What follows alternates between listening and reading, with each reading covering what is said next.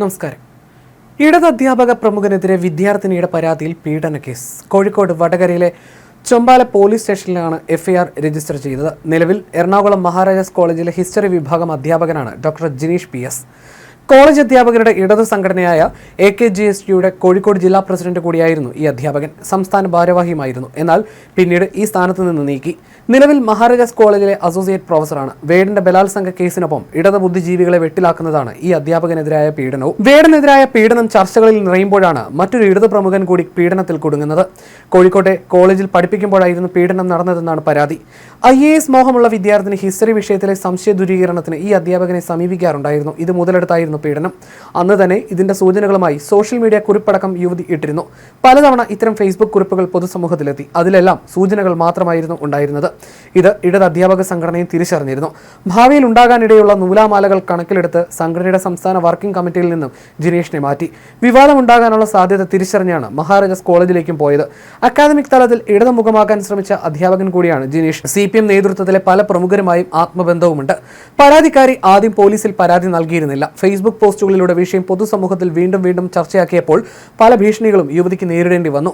വിവാഹിത കൂടിയായ അവർ ഭീഷണികളെ തുടർന്നാണ് പോലീസിൽ പരാതി നൽകിയത്. ഉടൻ കേസെടുക്കുകയും ചെയ്തു. നിലവിൽ ഇയാൾ ജോലി ചെയ്യുന്ന കോളേജിലേക്കും FIR പോലീസ് കൈമാറിയിട്ടുണ്ട്. ഉന്നത വിദ്യാഭ്യാസ വകുപ്പിലെ പ്രമുഖരുടെ സുഹൃത്ത് കൂടിയായ അധ്യാപകനെതിരെ വകുപ്പ് തല നടപടികൾ ഉണ്ടാകുമെന്ന് ആരും പ്രതീക്ഷിക്കുന്നില്ല. അതിനിടെ പോലീസ് കേസ് അട്ടിമറിക്കാനും പല ഭാഗങ്ങളിൽ നിന്നും ശ്രമമുണ്ട്. പോലീസ് FIR ഇട്ട സാഹചര്യത്തിൽ മുൻകൂർ ജാമ്യത്തിനും ശ്രമം തുടങ്ങിയിട്ടുണ്ട്. കേസ് ഉണ്ടാകാനുള്ള സാധ്യത മുൻകൂട്ടി കണ്ടാണ് ഇയാൾ മഹാരാജാസ് കോളേജിലേക്ക് മാറിയതെന്നും സൂചനകളുണ്ട്. ഇതിനെ നടപടിയുടെ ഭാഗമായ സ്ഥലമാറ്റം എന്നും പ്രചരിപ്പിച്ചിരുന്നു. ഇതിനിടയിലാണ് പരാതി പോലീസിൽ എത്തുന്നതും അതിവേഗം കേസെടുക്കുന്നതും. ഇയാൾക്കെതിരെ കുറച്ചു ദിവസമായി സോഷ്യൽ മീഡിയയിൽ വലിയ പ്രതികരണങ്ങൾ നടക്കുന്നുണ്ട്. അധ്യാപകരുടെ വിദ്യാർത്ഥികൾക്കുള്ള വിശ്വാസത്തെ ദുരുപയോഗം ചെയ്ത് അവരുടെ മാനസികാവസ്ഥയെ സ്വാധീനിച്ച് അർഹതയില്ലാത്ത ബന്ധങ്ങളിൽ ഉൾപ്പെടാൻ പ്രേരിപ്പിക്കുന്നത് ഭയാനകവും അപകടകരവുമായ പ്രവണതയാണ്. ഇത്തരം വ്യക്തികളെ തിരിച്ചറിയാനും തടയാനും സമൂഹം ഗൗരവപൂർവ്വം ഇടപെടേണ്ട സമയമാണിത്. നമ്മുടെ പെൺമക്കളുടെ സുരക്ഷയ്ക്ക് വേണ്ടി ക്ലാസ് റൂമുകൾ വിശ്വസനീയമായ ഇടങ്ങളായിരിക്കണം. ഇത്തരം ആളുകൾക്ക് അധ്യാപകൻ എന്ന പേര് നൽകുന്നതാണ് ഏറ്റവും വലിയ അപമാനം.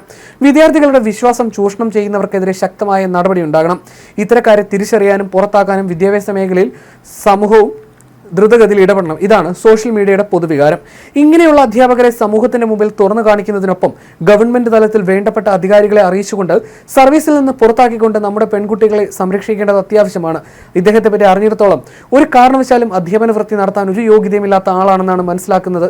സമൂഹത്തിൽ നല്ല വ്യക്തി ചമഞ്ഞ് തന്റെ പദവി ഉപയോഗിച്ചുകൊണ്ട് മുന്നിൽ വരുന്ന പെൺവിദ്യാർത്ഥികളെ തന്റെ ഇംഗിതത്തിന് വഴങ്ങാൻ വേണ്ടി പ്രേരിപ്പിക്കുന്ന ഈ വൃത്തികെട്ടവന്റെ മുഖംമൂടി വലിച്ചെറിഞ്ഞ് സമൂഹത്തിന്റെ മുന്നിൽ കൊണ്ടുവരേണ്ട ആവശ്യം അതിക്രമിച്ചിരിക്കുകയാണ്. മാത്രമല്ല, മുകളിൽ സൂചിപ്പിച്ചതുപോലെ അദ്ദേഹത്തിന് മുന്നിൽ വരുന്ന പെൺകുട്ടികളെ സംരക്ഷിക്കേണ്ട കടമ ഓരോരുത്തർക്കും ഉണ്ട് എന്നുള്ള നിലയ്ക്ക് അധികാരികളെ കണ്ണു തുറപ്പിച്ച് എത്രയും പെട്ടെന്ന് ഇദ്ദേഹത്തിനെതിരെ നടപടിയെടുക്കേണ്ടതുണ്ട്. ഇതാണ് സോഷ്യൽ മീഡിയയിൽ പ്രത്യക്ഷപ്പെട്ട മറ്റൊരു കമന്റ്.